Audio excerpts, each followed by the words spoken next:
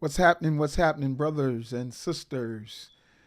All of those who are faith people.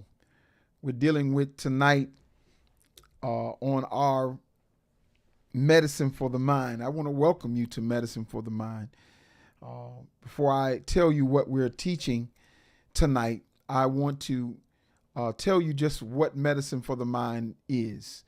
Medicine for the Mind is a place that provides tools for substance-free living.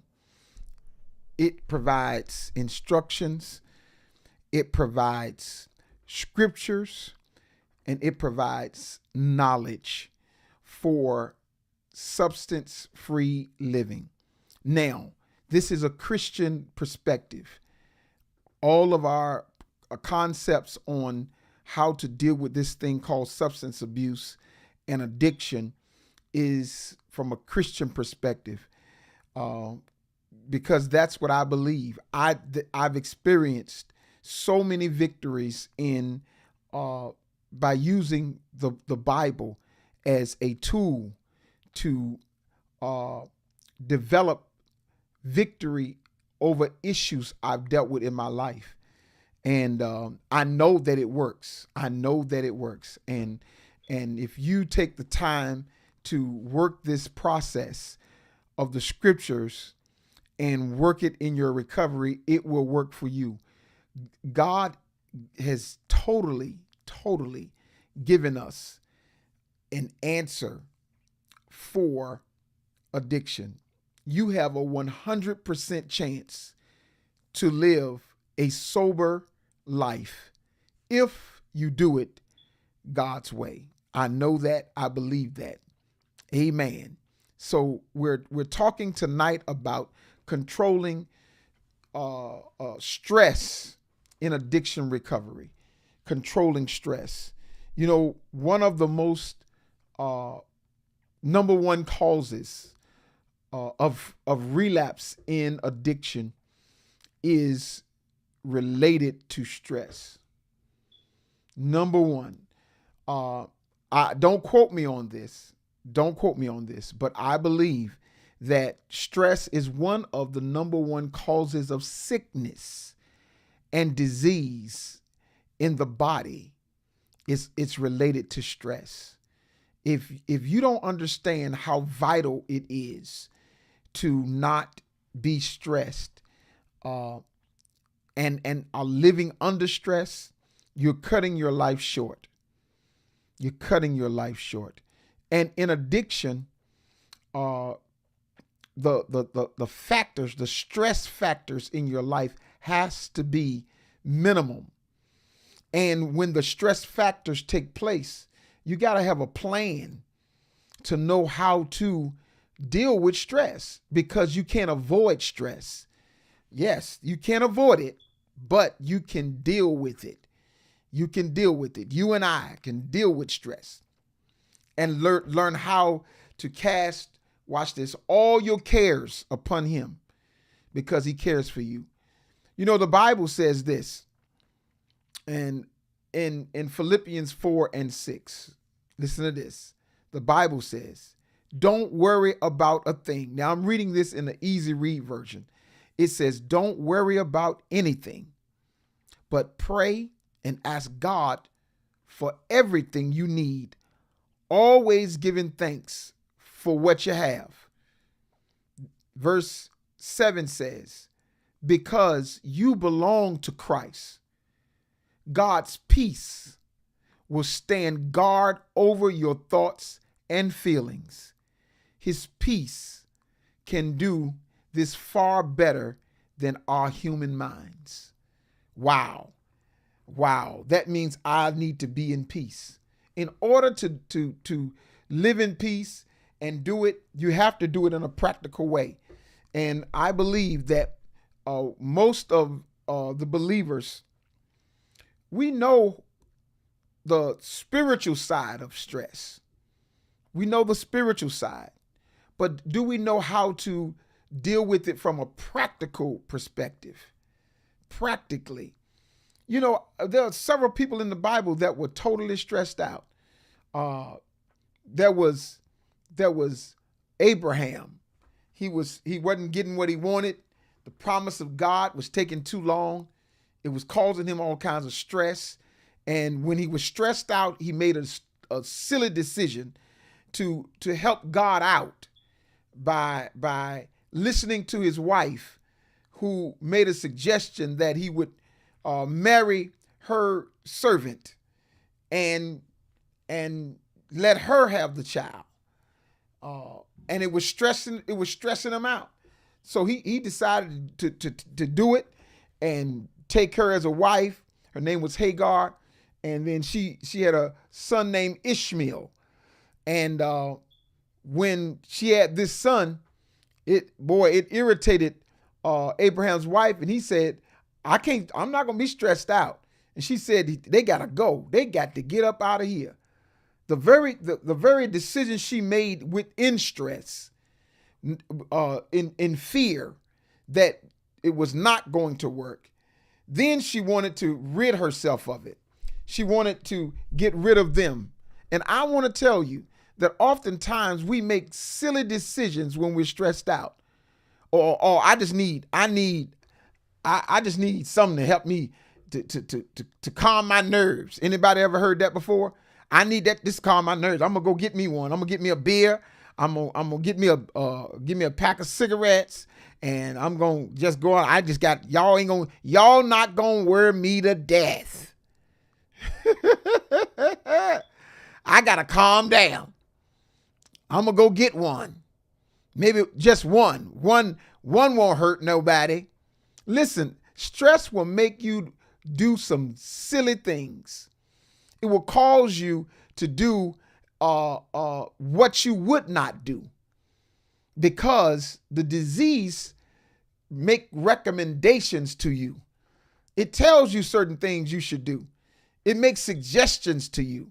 Well, you know you can handle this. Nobody's here watching you.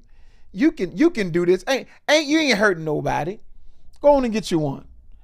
And before you know it, you find yourself off to the races. You find yourself eating more than what you should eat, drinking to excess, going out and abusing some type of drug, cocaine, crack, heroin, whatever it is, because you're stressed out. And stress releases chemicals in your body that doesn't do the body good over a long period of time. It doesn't do the body good. Adrenaline is released because of stress. And there are different hormones that are released in your body because of stress. It'll raise your blood pressure. It'll make your diabetics can't process your sugar, and glucose is sky high, all because you're stressed. That's what it's related to. It's related to stress. Well, today I want to tell you how to deal with it from a practical perspective. Practically, how you can deal with this thing called stress. Now, you got to make a decision. You got to make this decision. I just want to let you know that regardless of who or what the person is saying and who they are to you, you're not going to let anything stress you out. And you have a plan for stress. If you don't have a plan for how to handle stress, listen to this, and take the steps to deal with it, your stressors have a plan for you. You must have a plan to deal with stress, or your stressors and the disease has a plan for you. So by answering this, you got to work it for real. You got to really work at it. Most stress is related to the way you think. Most stress Listen to me. Listen to me. Listen to me. Most stress is totally related to the way you think. That's all it is. If you can control your thinking,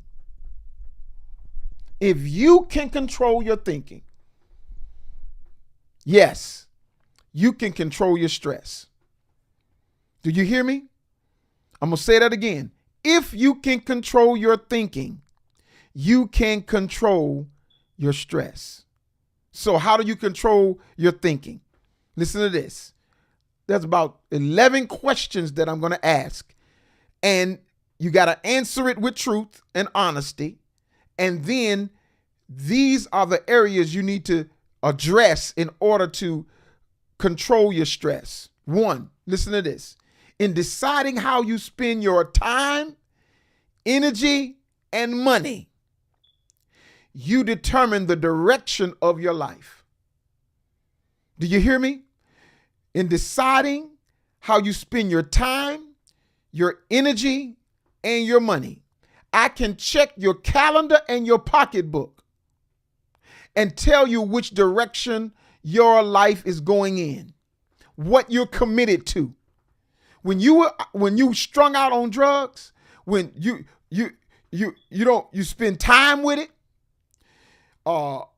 with food, with alcohol, with whatever it is, you spend time. You have energy, you pour into it, and you don't care how much money it costs you. If you run out of money, you have convinced other family members to invest in your project. And whatever that project is, you'll encourage others to invest in it because you are spending its focus on your life. You're spending your focus on that. So, are you investing your time, energy, and money into work and hobbies that you find rewarding? Answer that question. If you're investing your time, energy, and money into work and hobbies that you find rewarding, that's wonderful. However, if you're not, hear me, you must change that. You must make changes and put a plan together to change how you invest in your job and in your hobbies. Now, shucks, when I was coming up, we didn't have enough money to have investments in hobbies. When someone gave me the first time, I had a budget and they had on there entertainment, I was like, why? I know this is a mistake because I thought that a budget shouldn't include entertainment. That's because of my limited poverty mentality. Listen, it is important for you to enjoy what you do and enjoy what you're accomplishing. It's important. Number two, here we go. Focusing on the present means you're giving your attention to the task at hand without past and future fears. Hear this. Fears crippling you. Let me say that again. Focusing on the present means you're giving your attention to the task at hand and without past and future fears crippling you. Are you able to stay in the here and now? Or are you always talking about what I did yesterday, what I did wrong yesterday, how I messed this up, and then worried about, well, I got to do this, and I got to do that, and I got to do this, and I got to do that. Listen. Stay in the here and now. You know, that prayer, man, the serenity prayer is powerful. What it's saying is, this is a stress reliever. God grant me the serenity to accept the things I cannot change. I'm giving them to you, God. I will Give me the wisdom, the ability to change the things that I can, and the wisdom to know the difference. That's what I want to do. That's what I want, God. That's because that prayer is a stress reliever. Stay in the here and now. In other words, do what you can with today and plan for tomorrow. That's it. Number 3, do you take time each day to do something relaxing? Woo. Do you take time every day? Do something relaxing.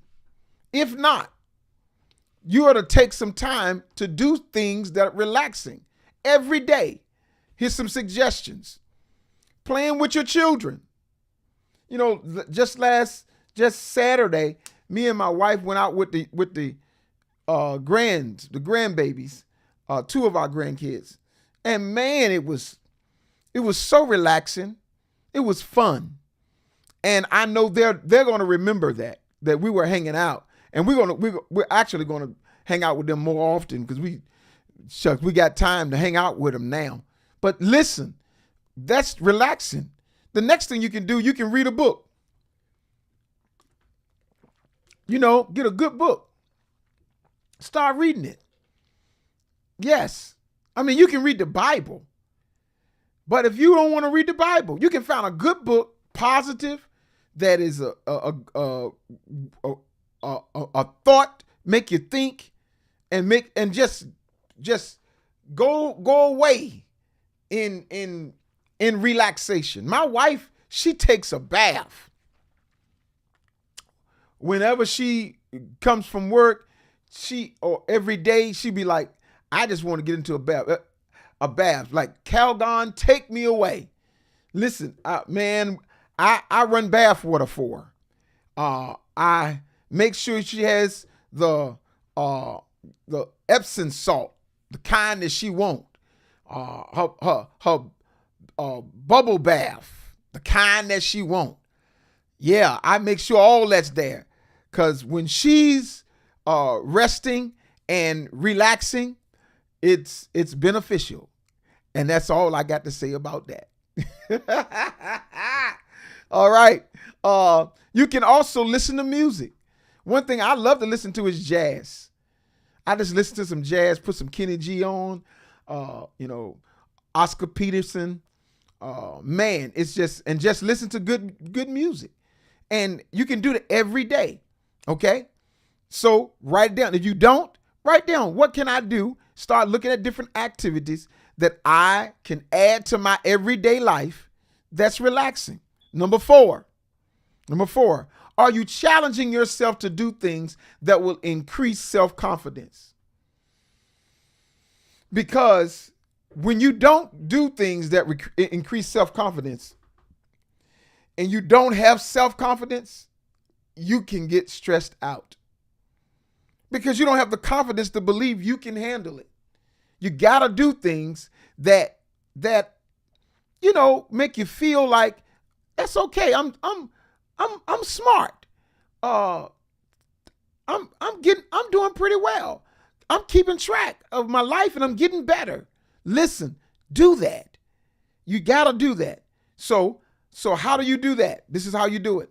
Set some goals. Do you have goals that are large and huge? Responsibilities that are huge. This is how you deal with responsibilities that are huge and that will they'll get on your nerves. My wife, she has a lot of things to do. And what we try to do is bring those things together and then break them down. This is how you do it. Break them down into the smallest manageable task in order of priority. That's how you get stress off you. And do one thing at a time. My father said this to me. How do you eat an elephant And I was like, when I was a kid, he was like, I don't know. He was like, you eat it one spoon at a time. So you just break your task down into manageable tasks, smaller manageable tasks in order of priority. And it will alleviate a whole lot of stress. Number six, are you careful to make your environment, home, workplace, places that you go, that your environment, a peaceful whenever possible? Don't, I'm telling you now, if you want to be stressed out, let your home be an irritant. Let your home be an irritant.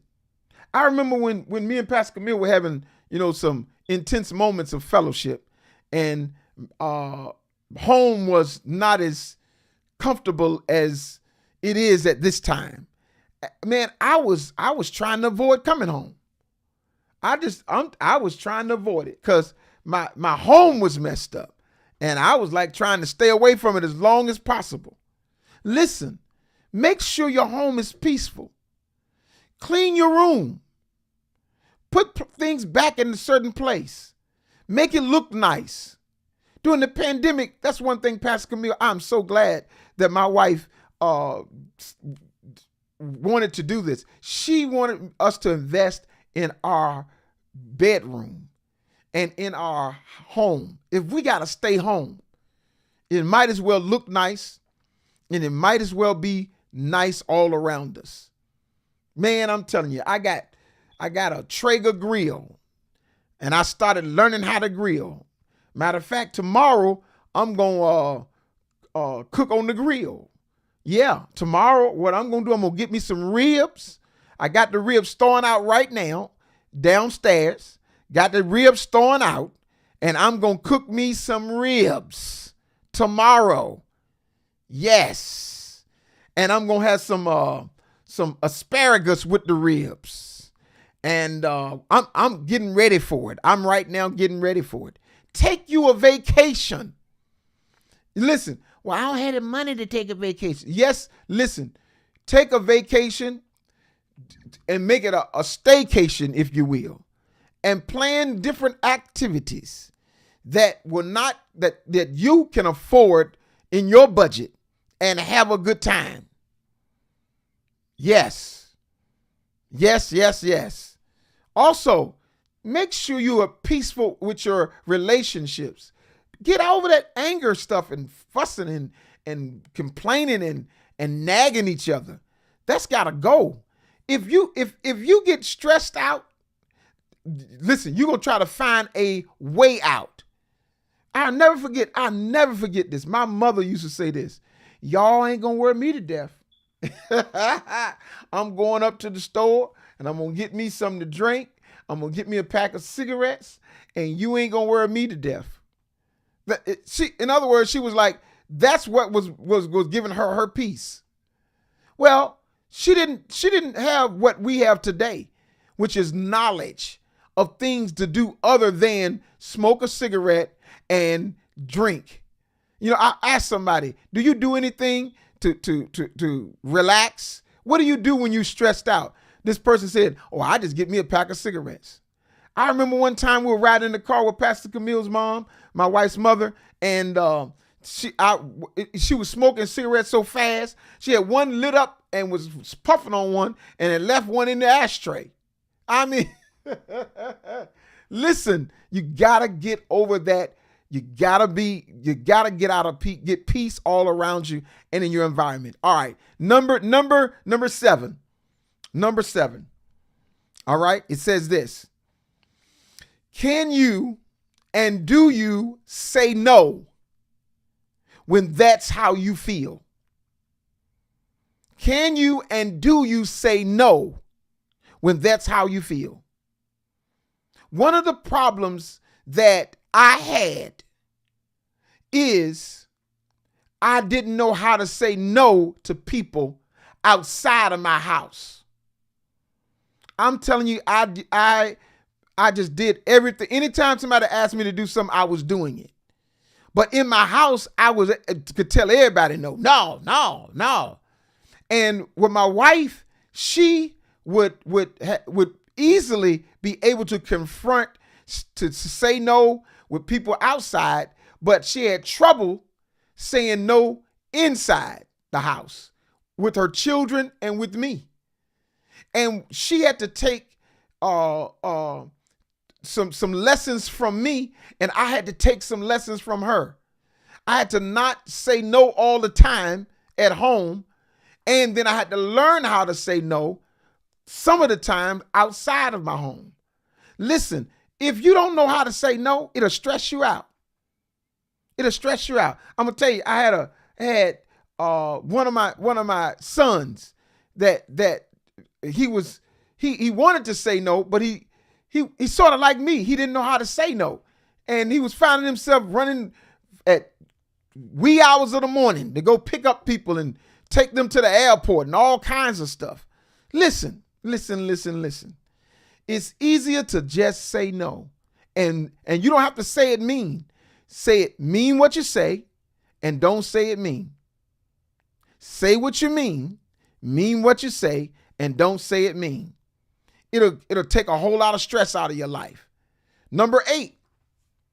Do you know how to relax or do relaxation techniques to relax your body? There are certain techniques that you can do. The easiest one is taking deep breaths. It's 4 seconds in and 4 seconds out. Just like,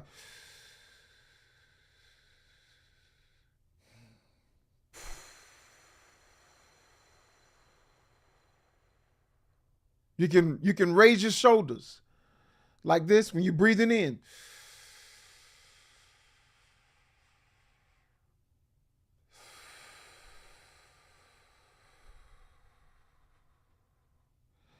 Relaxation techniques, man, they'll get you. It'll almost put you to sleep.